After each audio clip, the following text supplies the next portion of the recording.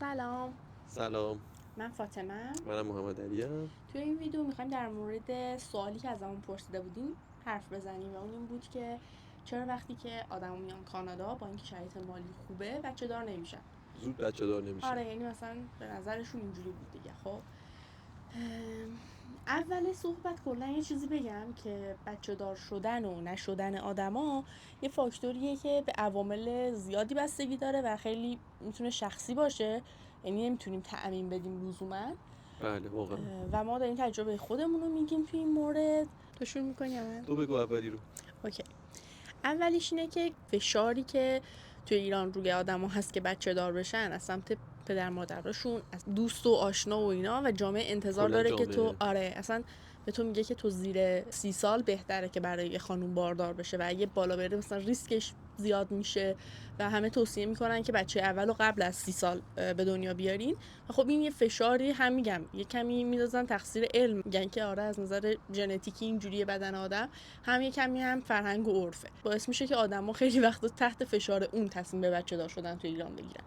ولی اینجا که تو میای براشون عجیبه که تو زیر 30 سال یه موقع ازدواج کردی. یعنی مثلا وقتی میفهمن تو 23 سالگی و 25 سالگی ازدواج کردی میگن چقدر زود، مثلا تازه 30 سالگی به فکر مثلا رابطه جدی ازدواج اینا میافتن. دقیقاً. و بعد حدود 35 40 این تایما خانم با بچه دار میشن، چیزی که آدم میبینه نرمشه.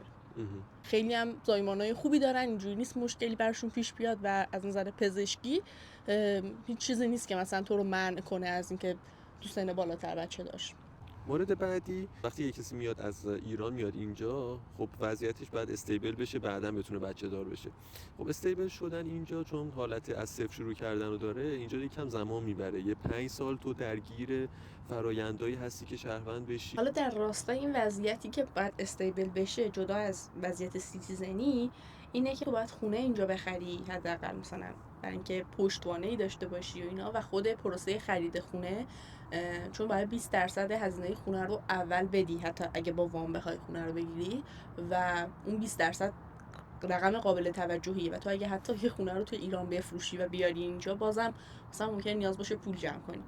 یعنی یه خونه تو ایران رو به طور معمول بخوای بفروشیم، اینجا یه خونه بخوای بخریم، مثلا شاید بشه اون 20% رو بتونه پوشش بده، شاید هم کم بیاد. یعنی بسته به شهرش، بسته به شهر و اینا داره و خب زمان میبره دیگه تا، یعنی از صفر باید کانادا رو شروع بکنی.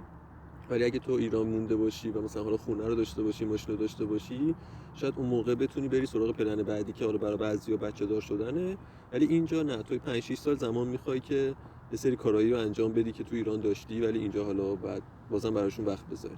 روابط دوستانه‌ای که تو مثلا تو ایران داری، تو ایران خانواده هستن، دوستات هستن، و خب اینا کامیونیتی امنی که داری خودش یه فاکتور مهمیه که بعداً توی بچه دار شدن هم میتونن بهت کمک کنن و اینا. و این نیستش توی کانادا، یا باید زمان بدی تا آدمای امنتو پیدا کنی و اون رابطه ها رو بسازی. دقیقاً. اینم نکته مهمیه که تو بدون دوست، آدم فکر میکنه مثلا بدون دوست آشنا میتونه همه کاری بکنه. تقریبا هم خیلی از کارا رو میشه انجام داد کانادا، ولی خب تو اگه جایی به بعد نیاز داری کسایی که تجربیات شبیه تو دارن رو پیدا کنی، باهاشون هم مسیر باشی، به هم بتونید انرژی بدید، میدونی چی میگم، اون تنهایی تو بتونن برات پر بکنن و اینا هست دیگه. اینا و یه زمان چیزه، بره. حالا تو همون بچه دار شدن، مثلا تو بچت آخر هفته قطعا دلش تفریح میخواد، مثلا دلش میخواد بره توی جمعی باشه، میدونی مهمونی های اونجوری مثلا اینا رو نیاز داره بچه دیگه. آره، یه خاله عمویی چیزی نیست که اینجا مثلا به اون چون صورت فامیل نیستن. توی ایران دوست حالا باز رابطهش کم رنگ تره، مثلا خاله و عمو و فامیل هستن به قول تو، برای همین اینجا تو باید بری جایگزین برای اونا پیدا کنی برای بچت و این تایم میبره. ما باید حمایت هایی که میشه برای بچه دار شدن هم در نظر بگیریم اینجا. که اینجا شرکت ها به این صورته که تو اگر حتی خانوم، مثلا من دارم توی یه شرکت کار میکنم، خانومم باردار شده و خانومم زایمان کرده، به من مرد اون خانوم هم مرخصی خوب میدن، طولانی مدت میدن که من بتونم برم با حقوق، و اینکه هر موقع برگردم کارمو حفظ خواهم کرد. و اگه خانوم باشه که من مثلا یه نمونهشو دارم، ما یه خانومی توی ریسرچ گروپمون باردار بود و داشت کار میکرد، پستا کم بود، یعنی شغلش شغل پستاکی بود، تایم خیلی کوتاهی داره و این دیگه یه جایی به بعد گفت که من نزدیک زایمانمه، مثلا 2 هفته دیگه زایمان دارم و بعد برم.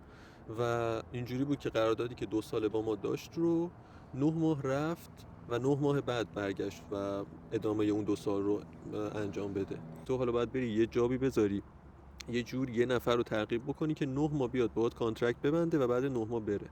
چرا؟ چون باید جاب برای اون کسی که رفته حفظ بمونه. و تقریبا میتونم بگم پروژه خیلی لطمه و ضرر خورد از این داستان، چون یه آدمی اومد تا اومد یاد بگیره رفت، بعد دوباره اون بنده خدا اومد، حالا اونم خیلی یادش نبود چی هست و تا این فرآیند رو بگذره خودش 1 سال حروم شد این وسط. ولی قانون اینو ازش پشتیبانی میکنه و این هست و این خیلی خوبه. این یه حمایتیه که هست. یه حمایت دیگه هم هست، دولت مالی کمک میکنه. آمریکا هم اینو داره.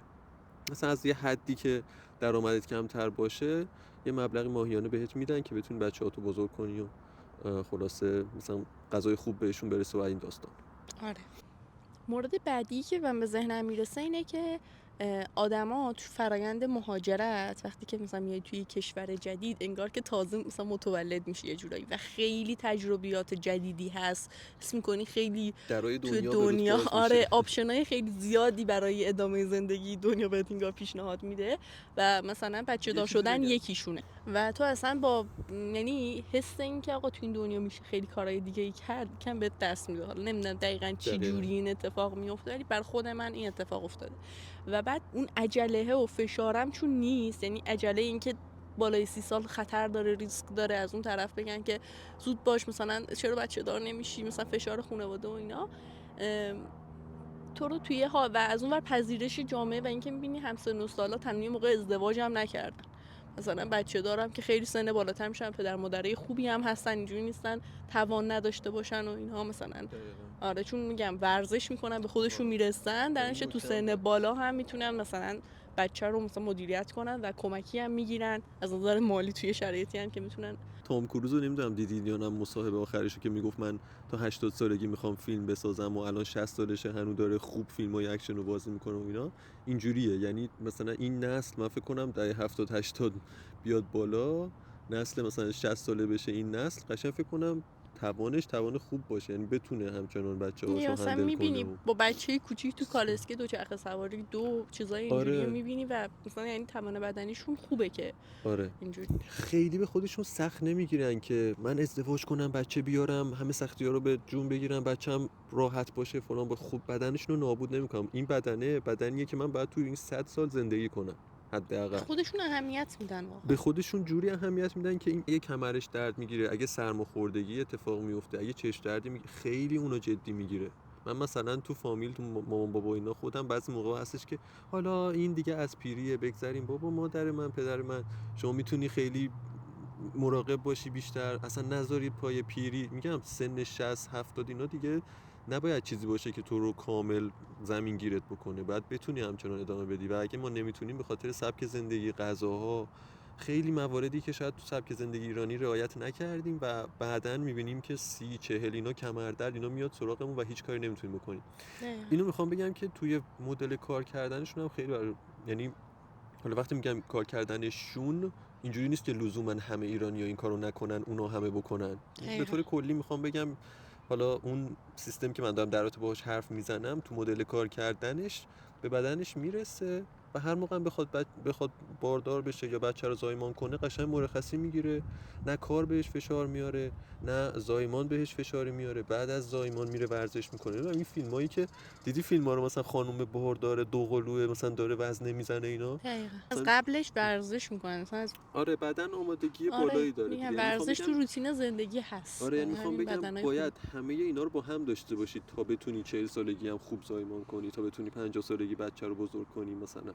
میدونی آره چی میگم؟ ولی حالا چیزی که من داشتم مهمه. میگفتم و شروع کردیم و بعد بحثی کمی منحرف شد این بود که آقا اولویت ها تغییر میکنه، یعنی دیگه اون ضرورتی که حالا ازدواج کردم حالا بچه داشتم تا 5 سال دیگه مثلا چرا مثلا میدونی اینجوری نیست، دوست داری خیلی کارهای دیگر رو بکنی و یکی از آپشن‌ها میشه بچه دار شدن و چون دیگه فشار جامعه نیست و از اون بچه واقعا مسئولیت سنگینیه و خودت اینجا یه جورایی، برای همین شاید مثلا انتخاب خیلی ها نباشه.